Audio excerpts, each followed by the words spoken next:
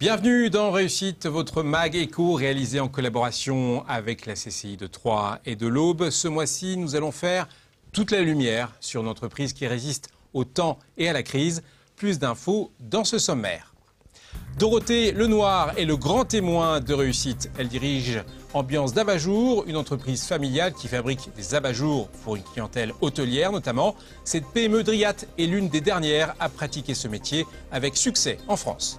Comment créer une boutique en ligne? C'est le thème de Parole d'expert. Alors vendre sur Internet peut être une opportunité à saisir, mais cela présente aussi quelques contraintes. Thierry Deltour, président de l'agence DIS-TIC, nous expliquera tout dans quelques instants.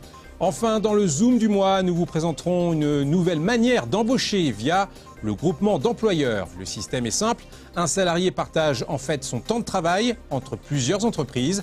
Cela permet de créer des CDI, là où il n'y avait auparavant que des emplois précaires. Plus d'explications à la fin de cette édition. Dorothée Lenoir, vous avez, avant de devenir chef d'entreprise, vous avez eu une vie bien remplie. Vous avez même, je dirais, choisi votre vie. Vous avez décidé de quitter très tôt votre Pologne natale. Pourquoi vous êtes parti de Pologne? Pour venir ici déjà et donc avoir à l'époque une vie meilleure qu'on avait en Pologne. Parce qu'il faut expliquer que c'était la Pologne communiste. Communiste à l'époque, pendant on dirait la guerre civile, voilà. Donc, voilà. Et c'était quoi votre réalité avant de venir en France? C'était quoi le quotidien en Pologne? Quotidien, on était encore jeunes, donc on n'avait pas vraiment conscience de ce qui se passait, mais bon, il y avait des restrictions de nourriture, sucre, la viande et tout ça. Donc, c'était quand même difficile. Difficile, voilà. Ouais. On manquait d'habits, des chaussures. Il fallait se lever très tôt pour y aller trouver une paire de chaussures au magasin. Et c'était une vraie aventure parce que vous aviez simplement un CAP de vendeuse, je crois, oui. Et vous ne parliez même pas le français. Non. Non, pas du tout. Non. J'ai appris à parler français en travaillant. Mais c'était votre rêve de partir à l'étranger? C'était le rêve de tout adolescent polonais? Je pense que oui, à l'époque, oui, effectivement, on pensait plus à partir pour avoir autre chose. Surtout que moi, je suis venue déjà plusieurs fois avant en vacances. Ça vous a donné l'idée. Il y avait de la famille aussi, hein? Voilà, oui, on avait de la famille ici. Alors quand vous avez définitivement décidé de vivre en France, vous avez commencé votre carrière comme beaucoup de bois. Dans la bonneterie. Dans la bonneterie, voilà. Donc j'ai commencé en bonneterie, donc à Bas-l'Échelle. Donc j'étais visiteuse dans une entreprise à la Chapelle-Saint-Luc. Et donc progressivement, j'ai progressé dans l'entreprise.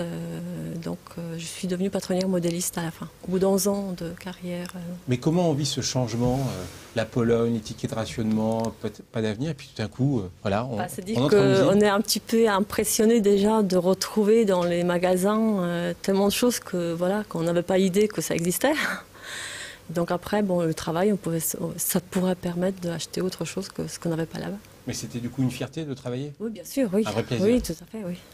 Alors, il y a une deuxième étape dans votre vie professionnelle. Après avoir être parti de cette bonneterie, fait des enfants, vous entrez dans une société, petite société familiale, Ambiance d'Abat-Jour. Oui. C'est votre deuxième étape. Comment vous l'avez vécu? C'est-à-dire que bon, voilà, mes enfants sont partis à l'école, donc j'étais à la recherche d'emploi. Et donc effectivement, comme c'était une entreprise déjà familiale, donc on m'a proposé de venir travailler à temps partiel pour compléter le manque. Voilà, pour une croissance de travail. Donc j'ai commencé comme ça à apprendre ce qu'il y avait à faire. Et qu'est-ce que faisait exactement, qu'est-ce que fait exactement Ambiance d'Abat-Jour? Donc Ambiance d'Abat-Jour fabrique et crée les abat-jours sur mesure pour des clients, l'hôtel, le restaurant en particulier. Donc vente en magasin aussi, donc publicitaire, on peut faire aussi des publicitaires. Et qui sont vos clients exactement? Donc il y a des clients qui sont revendeurs. Donc, qui revendent nos abat-jours avec leur pied de lampe, par exemple, ou des hôtels directs, des magasins, des restaurants aussi. Voilà. Qui sont secrets, qui rénovent, qui voilà, dans la rénovation, de construction de nouveaux hôtels ou de restaurants. En 2005, vous entrez dans l'entreprise. En 2008, vous la reprenez. Oui. Qu'est-ce qui vous a motivé à devenir chef d'entreprise? Je ne sais pas trop, je pense que c'est un peu inconscience au départ, et voilà, donc après on se lance et on essaie d'évoluer dans l'entreprise. Mais le défi avec l'entreprise. Oui, bien sûr, oui, j'étais toujours un petit peu dans le... Ne serait-ce que déjà en bonneterie, voilà, j'ai commencé à pas savoir enfin, sans savoir parler français. Donc voilà, donc j'ai relevé aussi le défi déjà dans mon premier métier. Ouais. Alors la force de votre entreprise, c'est la qualité et le fait main face à des concurrents asiatiques qui fabriquent des abat-jours à la chaîne, si je puis dire. Vous êtes capable de votre côté de répondre à n'importe quelle commande, de la dizaine à la centaine de pièces. Oui. Cette souplesse et cette qualité de travail manuel vous ont permis de maintenir la société sur de bons rails. Christian Vira nous en dit plus dans ce reportage. Dorothée Lenoir défend l'abat-jour réalisé en France et fabriqué à la main. Les parties métalliques sont fabriquées aussi en France, mais ce n'est pas nous qui les fabriquons. Et on adapte aux formes que le client nous demande. Tout ce qui est fait ici, c'est fait manuellement. Cela n'empêche pas le recours à la technologie. Impression numérique, découpe au laser sont sous-traités à des entreprises locales. Objectif, obtenir une qualité supérieure aux productions industrielles, comme par exemple le collage. Ceux-là qui sont collés en bioadhésif, souvent posés à la machine, ils se décollent. Autre avantage du sur-mesure, comme ici, chez ses clients, avec des abat-jours jusqu'à 2 mètres de diamètre ou des concepts originaux. De sur-mesure, par exemple, impression Alpix, en impression numérique. Ça peut aller très loin, donc forme particulière, par exemple, une couronne. C'était fait pour Chantal Thomas. Une aubaine pour ce créateur de luminaires au bois, il peut se permettre d'éviter les stocks et proposer des séries en faible volume. Par exemple, ce luminaire, ça fait partie d'une collection qui s'appelle la collection Casino. Elle est réalisable dans différentes finitions. C'est en fait une découpe laser par une entreprise troyenne du reste. Voilà, on a un joli filtre de lumière et ces luminaires vont aller dans un hôtel, ce qu'on appelle les boutiques hôtels à Paris. Seul problème, la concurrence industrielle, notamment asiatique. Sur ce point, la PME fait face aux copies et aux prix bas. Les Chinois ne reconnaissent pas la propriété intellectuelle, donc vous pouvez sortir un produit. Avant, on avait encore 1 an, 2 ans à pouvoir en vivre. Aujourd'hui, c'est même plus la peine. On se bat. Au niveau des prix, surtout les prix. Et surtout, on joue sur la qualité. À l'étranger, c'est des délais qui entre 3 mois, 4 mois, voilà. Il faut remplir le conteneur pour amortir vraiment le réglage. Que nous, voilà, on peut réagir sur les quantités de 500, 600 pièces sur un délai d'1 mois. Au niveau prix, sur des quantités importantes, on est bien placé, je veux dire. Donc après, c'est au niveau des délais. Des délais rapides, voilà aujourd'hui le principal critère qui permet à Ambiance d'abat-jour de perdurer. Les commandes d'urgence, c'est qu'il y a un oubli vis-à-vis des architectes, des décorateurs. Il faut livrer très vite pour une ouverture d'un magasin, d'une entreprise ou d'un hôtel. Les 4 personnels de cette PME confectionnent près de 10 000 abat-jours par an. Dorothée, on l'a vu, vous faites du sur-mesure avec notamment des grandes tailles, comme on l'a vu dans le reportage. C'est quoi le maximum, l'abat-jour le plus grand que vous ayez fait ? Donc le plus grand, on a fait de 2 mètres, hauteur 1 mètre. Et on a fait aussi des rectangles, 4,50 m de longueur. Ils sont allés dans des hôtels ? Oui, le 4 mètres, il est parti à Toulon, dans l'hôtel Ibis. Vous êtes l'un des derniers à faire ce métier en France, de cette manière-là, je veux dire ? Il y en a des petites entreprises qui fabriquent encore manuellement, qui sont un petit peu moins connues. Donc nous, on est capable quand même de faire des séries. Donc, voilà. Oui, c'est-à-dire que vous êtes là intermédiaire entre un artisan tout simple et la grosse boîte. Vous savez allier la qualité d'artisanat et peut-être la force de la production. Quoi. On parlait tout à l'heure de la concurrence, et notamment asiatique, indienne ou chinoise. Il y a d'autres concurrents en France ? Il y a des fabricants français aussi qui fabriquent en machine, enfin avec une machine, donc qui vont beaucoup plus vite que peut-être nous manuellement. Ce sont des grandes séries standards. Voilà. C'est ça. Donc les grandes séries qui se vendent en magasin même, voilà, pour des hôtels aussi. Et comment faire pour lutter contre cette concurrence ? Comment faire ? On essaie par tous les moyens. Donc de jouer avec les prix. Après, on presse un petit peu tout le monde, les fournisseurs, nos marges. Voilà. Le principe, c'est de décrocher le marché le plus souvent possible. Alors, vous êtes chef d'entreprise, vous êtes à la fois dans la production et vous devez aussi avoir une certaine vision de ce que va être votre développement. Comment vous le voyez, votre développement dans quelques années ? Est-ce que l'international peut être une source de développement ? Déjà, nos produits partent à l'étranger, par les biais de nos clients français. Les abat-jours vont partir aussi à l'étranger. Donc on a déjà une partie production qui est exportée. Pour agrémenter des hôtels de chaînes touristiques hôtelières françaises. Et même par des exemple. particuliers aussi. Il y a des perspectives de développement dans certains continents? C'est possible aussi. Donc après, il faut se pencher un peu plus en profondeur. Ouais. Vous réalisez du sur-mesure, mais sur commande. Est-ce que vous pensez un jour passer, on va dire, à la vitesse supérieure, c'est-à-dire de créer vos propres modèles, de créer une gamme d'abat-jours siglés à votre entreprise? Donc ça veut dire que si on crée des abat-jours à notre sigle, donc après il faut créer les pieds de lampe et tout ce qui va avec. Donc voilà, ça c'est un autre... Ça reste un autre métier à un moment? métier. D'accord, oui. c'est quelque chose qui reste un peu trop compliqué. Voilà, pour l'instant. En tout cas, bienvenue à bord de Réussite. On va vous présenter les différentes chroniques de l'émission et vous réagirez à la fois à l'actualité économique et aussi à nos chroniques. Tout d'abord, le retour sur l'actu.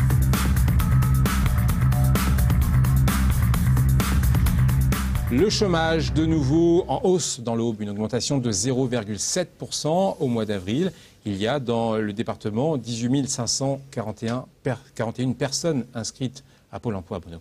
Oui, une augmentation de 0,7% qui se situe d'ailleurs dans la moyenne régionale de Champagne-Ardenne.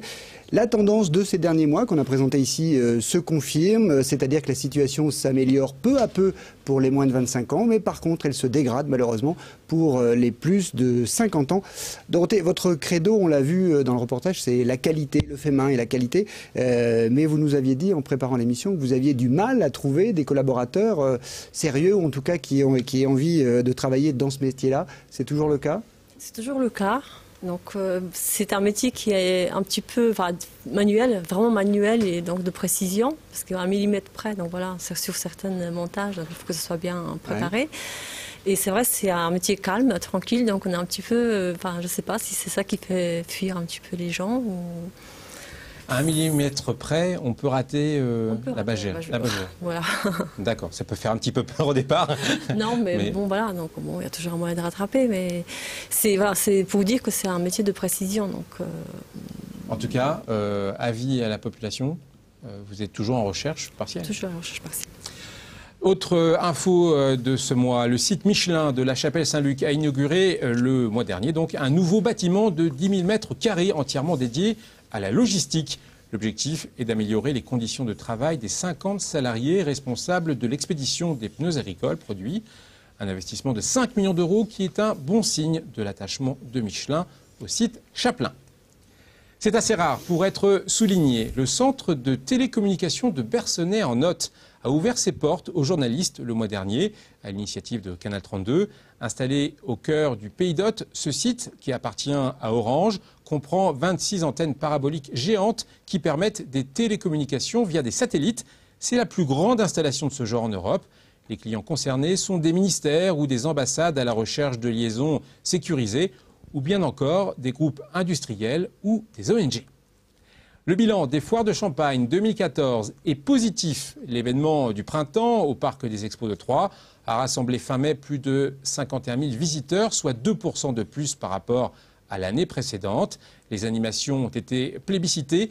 Le stand de la gendarmerie a rassemblé notamment plus de 10 000 personnes. Enfin, les trophées comme l'Aube ont été remis ce mardi à la Comédie Saint-Germain. Il s'agit de prix qui récompensent les meilleures initiatives en matière de communication dans l'Aube et la région. Parmi les lauréats, on peut citer le groupe ESC3 pour le meilleur support B2C grâce à son boarding pass pour étudiants admissibles, ou bien le prix de la meilleure campagne média pour une association, Plutôt la vie, qui aide les malades du cancer. Toutes les récompenses sont à retrouver sur canal32.fr. Il y avait aussi, Bruno, le prix du meilleur site internet. Et bien justement, Internet, on va en reparler dans Parole d'expert.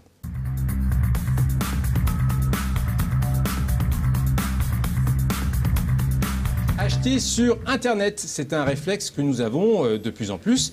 Les ventes sur le net progressent d'ailleurs d'année en année. Du coup, Bruno, créer sa boutique en ligne, ça peut être une bonne idée, une bonne opportunité pour faire du business. Oui, Fabrice, une bonne idée, car c'est aujourd'hui facile que d'ouvrir une boutique en ligne.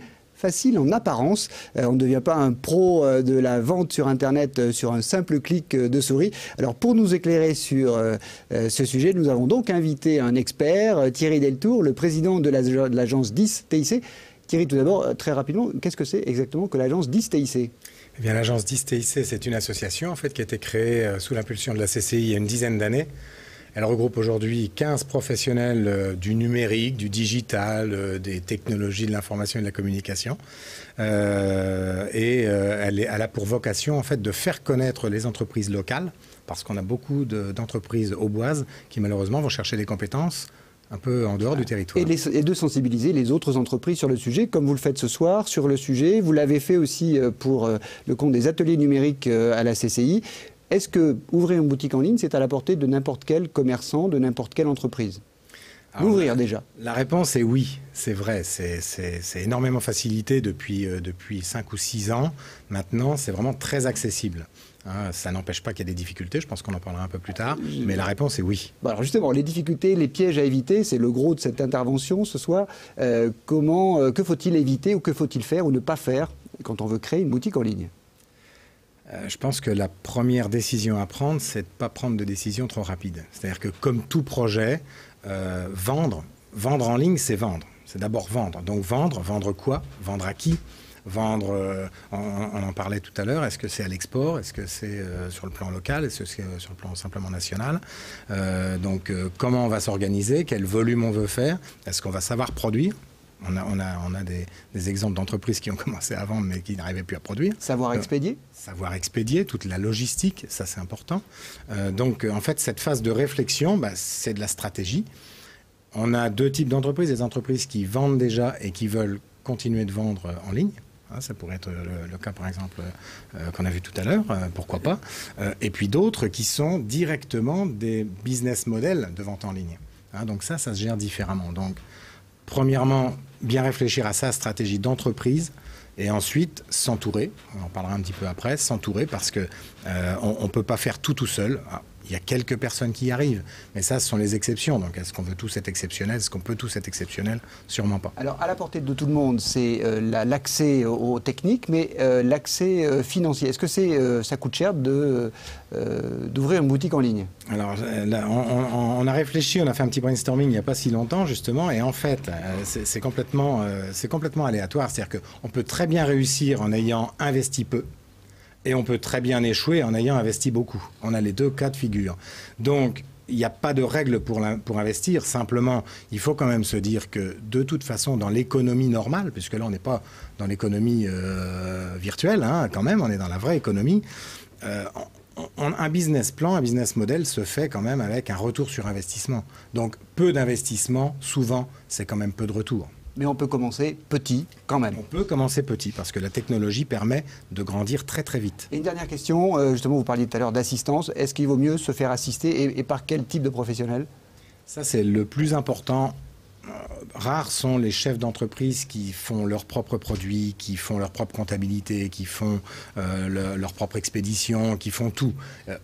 Ça existe encore une fois, mais très peu. Donc s'entourer et s'entourer surtout autant, même peut-être plus en marketing qu'en technique. Là, je ne prêche pas pour la paroisse des entreprises de TIC, mais l'approche marketing, le web marketing, l'animation des réseaux sociaux, etc., c'est plus important que la technique. Aujourd'hui, la technique, elle est maîtriser la technique des boutiques en ligne, les interfaces avec des ERP, etc., avec la logistique, ça marche. Ce qu'il faut, c'est avoir le soutien, le support marketing et commercial, parce que c'est de la vente après tout. Justement, 2 questions complémentaires. On parle de marketing. Est-ce que ce n'est pas justement le plus gros des investissements maintenant pour réussir en ligne, c'est de faire beaucoup de publicité ? Certainement, parce que depuis 10 ans maintenant, tout le monde peut faire facilement de la vente en ligne. Donc, on a un nombre de concurrents qui est... sauf si on a un produit unique. Évidemment. Mais est-ce qu'il y a aussi encore de belles opportunités ? Est-ce qu'il n'est pas trop tard ? Non, il n'est pas trop tard. Il ne sera jamais trop tard. La bulle de la vente en ligne, elle n'explosera jamais, celle-là. Parce que, vous avez vu, toutes les statistiques montrent qu'on achète tous. Enfin, on va tous voir, pratiquement 9 sur 10 acheteurs, avant d'aller dans un magasin, vont voir ce qui se passe sur le site. C'est le cas, d'ailleurs, je crois qu'on regarde sur votre site les produits que vous faites, et évidemment, on va venir vous voir pour faire le sur-mesure. Justement, ça vous a jamais traversé l'esprit de peut-être vendre en ligne vos abat-jours ? Il faut essayer, je pense. Vous mettez en relation avec l'agence et puis vous voyez un petit peu ce qu'il est possible de faire. On parlait d'embauche dans cette émission. Justement, on va finir Réussite avec un sujet sur l'emploi dans le Zoom du mois.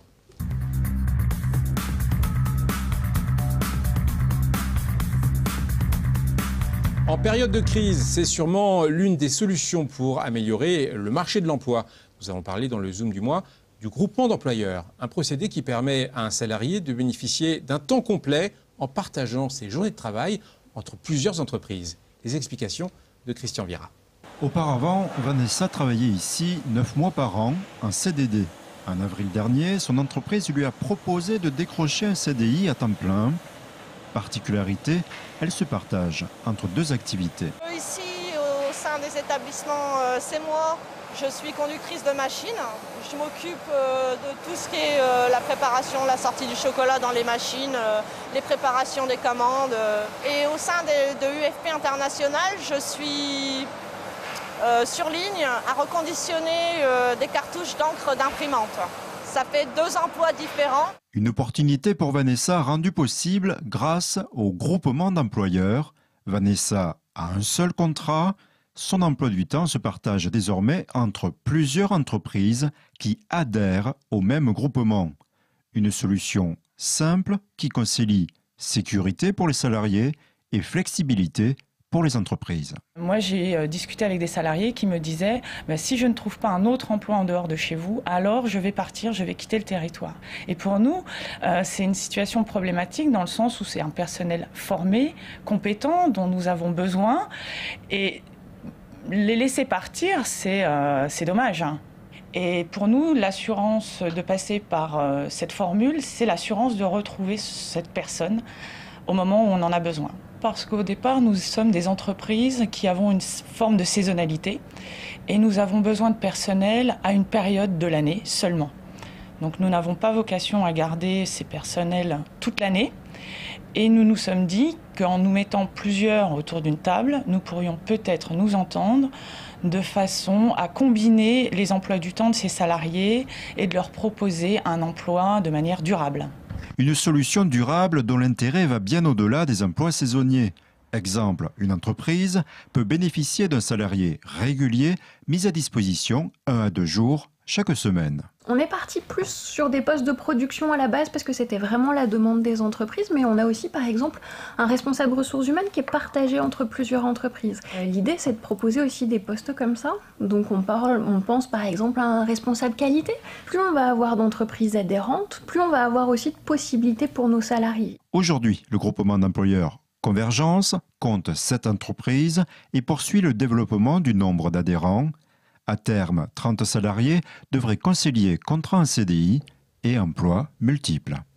Dorothée, vous connaissiez ce système du groupement d'employeurs? Non, pas du tout. Ça pourrait vous intéresser dans votre... Ça pourrait m'intéresser éventuellement, oui. Parce que ça, c'est une flexibilité qui peut vous permettre d'embaucher en tout cas. Oui. En tout cas, on vous mettra en contact. On arrive à la fin de cette émission. Quand on voit votre parcours, on pense quand même à un destin. Enfin, c'est très clair. Vous pensez parfois à l'adolescente de Busko-Zdrój en Pologne? Oui, bien sûr, oui. Et qu'est-ce qu'elle vous dit, cette adolescente? Je retourne souvent de toute façon en Pologne, donc je vois toujours ma famille qui est restée là-bas. Donc parfois il y a nostalgie, bien sûr. Et il y a aussi peut-être le sentiment d'avoir eu un peu de chance dans la vie? Si on peut, oui, pourquoi? Oui, bien sûr, oui. Une chance que vous avez provoquée quand même. Provoquée, oui. Ouais. Il fallait se décider de partir déjà. Voilà, je pense que c'est déjà de rester. Vous racontez ça avec beaucoup de modestie et c'est vraiment, en tout cas, l'une de vos grandes qualités. Merci beaucoup d'avoir participé à cette émission Réussite et on souhaite bonne chance pour la suite et pour votre équipe. Merci Bruno pour la préparation de cette émission. On se retrouve en septembre pour une nouvelle saison de Réussite et de découverte économique dans l'Aube. À très bientôt. Au revoir. Les 11 et 12 juin, l'espace Argence à Troyes accueillera la convention d'affaires Citext, le rendez-vous international des matériaux textiles techniques qui rassemble depuis 17 ans plus de 300 participants du monde entier, utilisateurs ou producteurs. Les 13 et 23 juin, dans le cadre de son programme de formation aux applications numériques, la CCI organise 2 ateliers pratiques et gratuits. Le 13 juin, la veille sur Internet ou comment optimiser ses recherches en ligne et installer des outils de veille efficaces. Le 23 juin, Google AdWords et Google Analytics, comment ça marche? Toutes les astuces pour analyser et améliorer l'audience de votre site et vos performances commerciales. Le 19 juin, l'actualité du licenciement économique. C'est le sujet de la prochaine réunion du cycle des matinales de l'actu juridique de la CCI avec l'intervention d'un avocat spécialiste des questions sociales. Enfin, le 24 juin, les questions d'environnement et d'énergie sont importantes pour votre activité, alors ne manquez pas les 2 ateliers techniques proposés par la CCI, comment engager un processus d'amélioration continue et comment élaborer son programme de management de l'énergie. Plus d'informations sur ces événements ou envie d'en découvrir d'autres, connectez-vous sur le site de la CCI, www.3.cci.fr, le premier site au bois d'information économique.